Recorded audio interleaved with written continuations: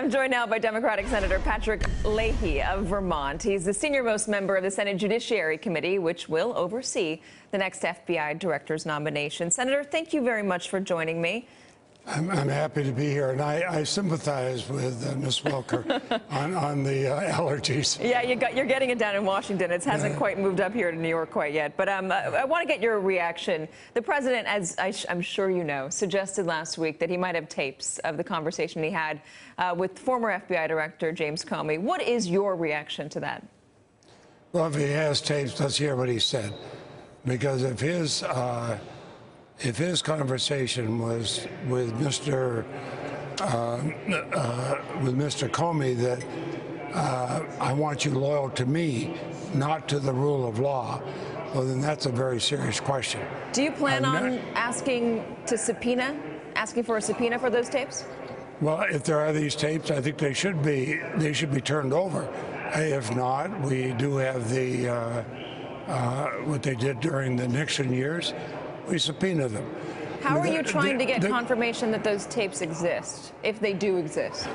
Well, apparently you're not going to get it from the president's spokesperson. He sounded more like he was trying out for Saturday Night Live with the way he was giving answers at the press conference. But this is a far more serious thing than a comedy show.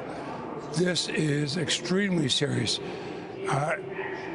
I cannot imagine all my years here a president asking the chief law enforcement officer, I want you to pledge your loyalty to me. No, his loyalty has to be to the rule of law. He has to be willing to apply the rule of law, whether it hurts Republicans or Democrats.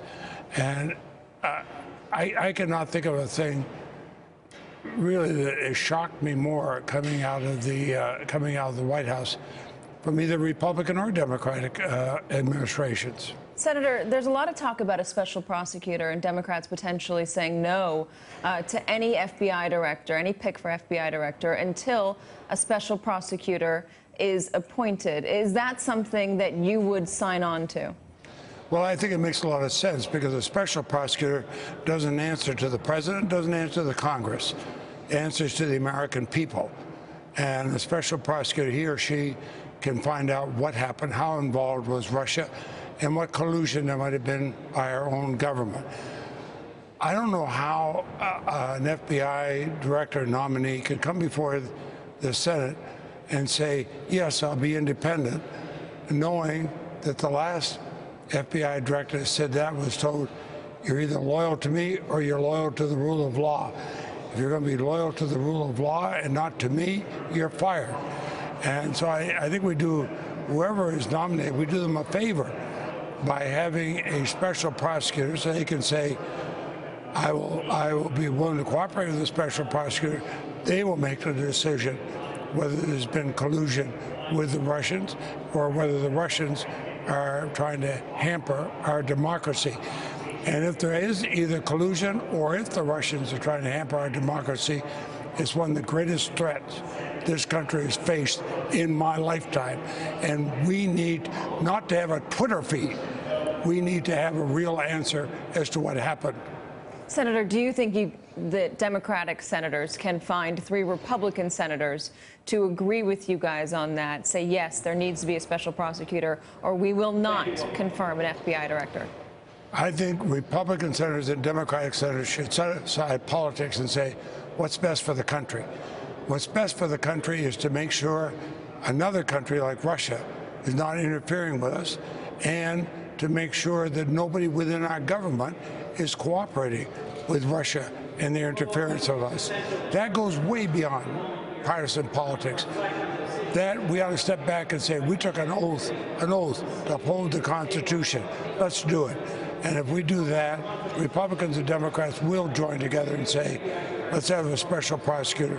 Once we have that, then we can go forward. In your confirmation hearings for a new FBI director, are you going to ask the former FBI director, James Comey, to come in and testify in front of the Senate Judiciary Committee?